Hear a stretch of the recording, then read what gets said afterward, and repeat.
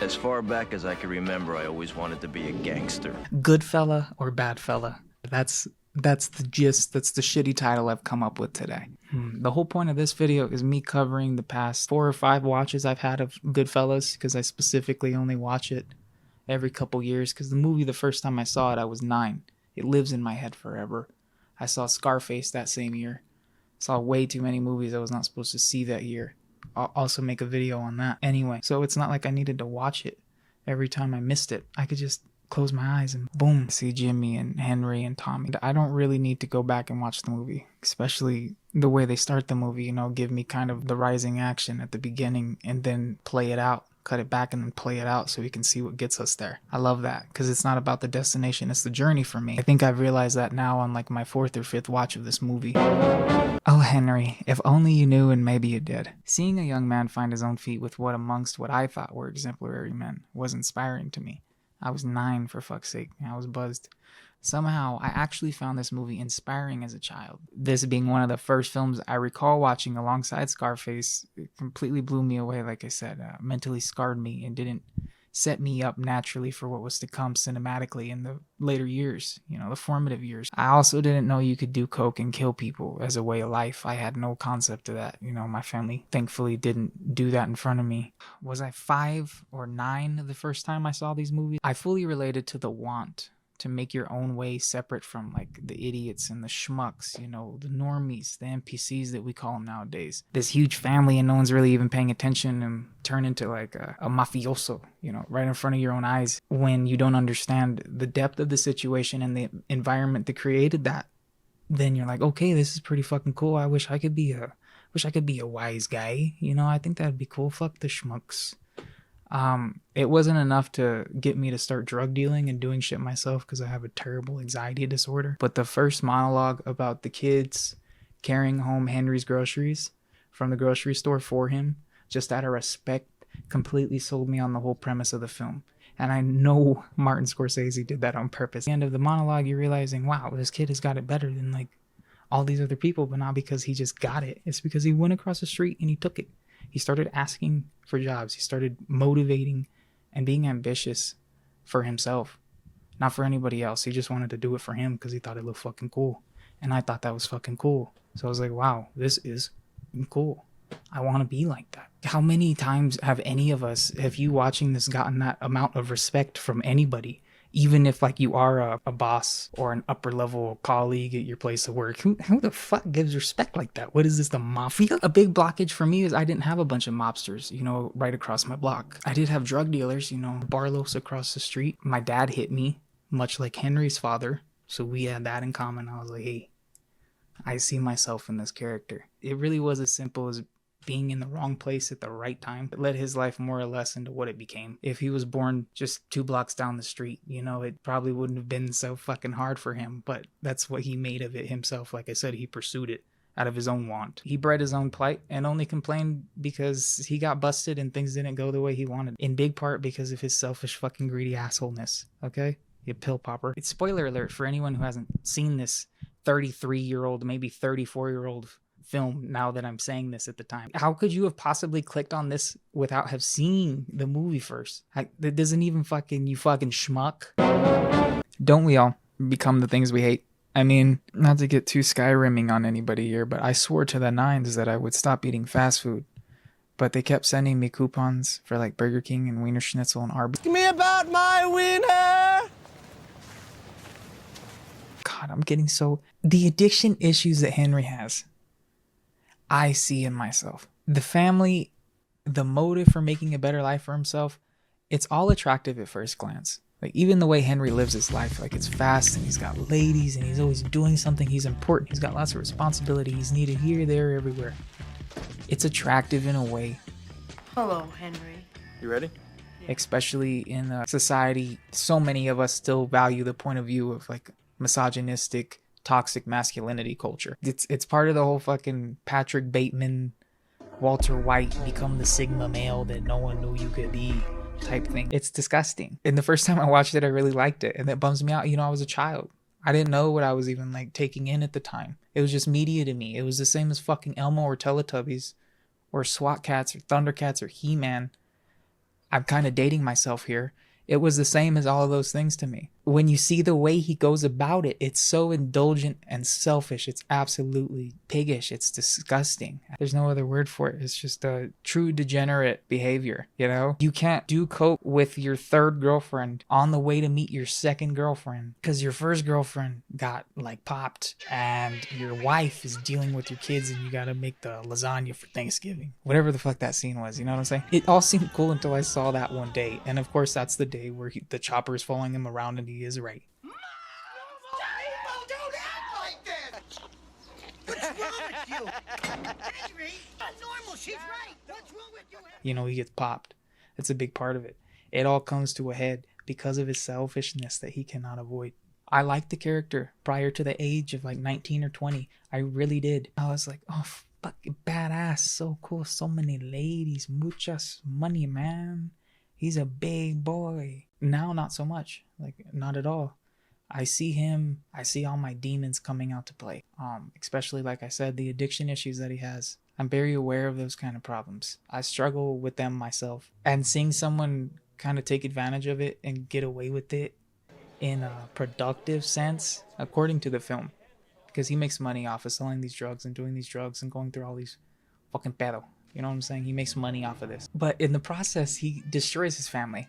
He's not a family man at all. He completely lets his family demeans women constantly throughout his lifetime, including his own wife, whom he says he loves, does not act like that or have that attitude towards her at all. He does these cute things, amazing things, and turns around and realizes, oh, I can have like 3 of these. The danger his kids were in all the time, just from being his kids, is a curse. He's causing these domino effects of nothing but negative. I'm hoping that's the point. The one scene where Tommy kills like the one kid, I think he's like 17 or 18 or something, just for fucking telling him to fuck off, for standing up for himself. I'll make a big fucking thing out of it, Spidey, you little freak.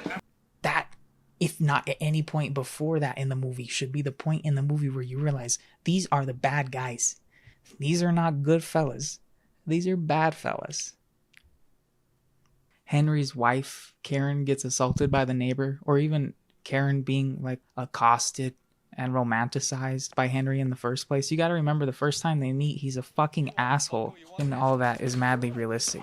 And, you know, knowing you have the capacity to do it, of what you're thinking, is pretty cool. You know, that's another thing I really like, the ambition and the motivation of this guy. But I realize now at the same time, you know, he's only getting away with those things because he's paying off the cops. No normal person could do that. He's living above the law in a certain way. It doesn't make sense. And of course it attracts Karen, because at this point she's so enticed by this like psycho antagonistic mafioso culture that she's like, you know, I want to help. I don't want to be a lame woman. I don't want to be like, ew, this is too much for me. She's like, no, I'm gonna double down. I'm gonna go hard for my husband. And he doesn't do that for her at any point. You know, he tricks everyone around him in his circle to go hard for him. He doesn't get hard for anybody but himself.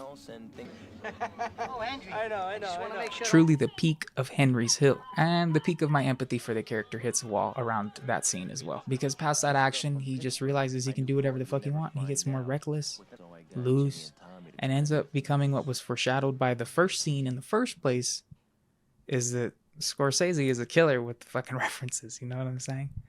No pun intended, pun intended. And this leads me to realize what you believe you want to be and what you actually become are very different things. Often more than not, do you see those you looked up to at one point turn back on their morals, shimmy their good conscience off their back, and run towards indulgence. You lose the glimmer that took your eye, and it doesn't find itself in the same way again. This is how I come to feel about Henry Hill, the wise guys. In general, complex anti-heroes. Simply being alive and living longer, and not living the same way as them, has given me all the difference in perspective. I'm not a kid anymore. No matter how I'd like to act, I'm 25. I've been in turmoil, angst, and envy. I've made hard decisions, had amazing days, and I've seen nightmares become reality. In an instant. I used to want to emulate people like Al Capone or Tommy DeVito and Tony Soprano. The selfish ruthlessness once seen as a superpower to me is now mile-wide chinks in the armor. What I thought were good men, people to role model, were actually devils running around just to please themselves, full of greed and self-indulgence.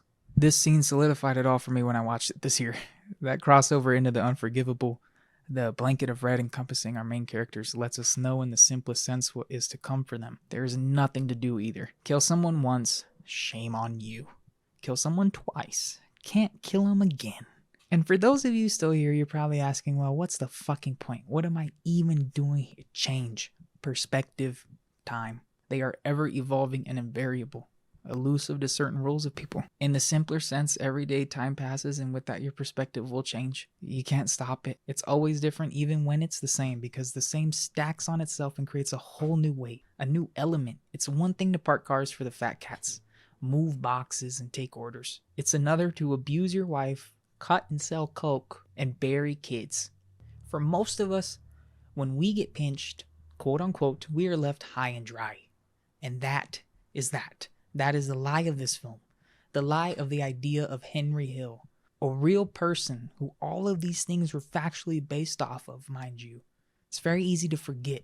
Smooth and charismatic while also hiding a triple life from his wife and kids, his best friends, and his mentor since his first days holding the umbrella through the fucking streets, Paulie. Regardless of how you feel about the character, it's undeniable he's a scumbag, a wise guy like all the rest, who only made it as far as he did because of his selfishness. That should tell you everything you need to know. Paulie, Tommy, Jimmy, they were all more than willing to cross that line. It's mentioned briefly in the film, quick little bits of information that weigh the heaviest but are handed off like feathers. Those I love so much. Scorsese is so good and insane with those among his other films. He does it in the smoothest ways. It's like ice cream off the cuff through the cow in your mouth. Every time I grab something new from this film, it always bothers me more that I have so much to learn, not even as like a student, but as a man. What I think is the right thing will probably evolve again, and I'll look back and go, what the fuck is wrong with you, dude? These characters who were once titans to me are now just people. People who wanted money, power, and respect. And they went away about getting it that resulted in a shorter fuse. He kept shit kicking around until he was 37 years old, and barely then, even then, he got to be a normie like the rest of us until like 69 years old. Even the age he died was a mere joke. He got all his homies, his wife and kids, his fucking shoes, and everything he walked on to get to the point of litany. It's insane. Stay with me here. As I get older, I look at my life as a cachet of history, all good or bad. That girlfriend I cheated on, bad. That friend I helped after their car accident, good. And so on and so forth. Like a karmic bank of data based on your actions in life. Some people are rich and some are poor. No different than our current state economically in this world. Funny enough, usually those rich are poor in that sense. Thing is, I've realized the willful choice to care at all is inherent as children and gets wiped away by what the world delivers to us, be it pain, temptation, addiction, bad luck, good luck. Some bozos get their just desserts and others live to see another day wasted due to selfishness, greed, or downright evil. Killing and hiding bodies because someone made a funny at you is not ever a justifiable thing to do, unless you're PewDiePie. One's perception of what's good and bad will usually change. Unless you're born 100% a saint, then yeah, you're more than likely gonna do a shitty thing or two in your life. And life seems like it makes you grow up through your trauma. And if you are fortunate enough to deal with it, or too much of it, then maybe it's easier. I don't know. I'm barely 25. When I watch this movie again in 3 to 5 years, hopefully I'll have grown more. And hopefully I'll still be here talking to whoever is here at the end of this video. Maybe some of you will come back and watch this one and go, hey, that's where it started. I truly don't know. My only willful joy in this life is to try. And I've realized every day I don't try, I'm dying slowly. So this is me going to try. I hope all of you got what you needed out of this video. Have a great day. If you have any recommendations or, I don't give a fuck about constructive comments. I just want harsh critiques or I want straight on praise. All right? Everyone have a great day. My next video is going to be about Ellen the Degenerate. I'll see you then. Big Bessie.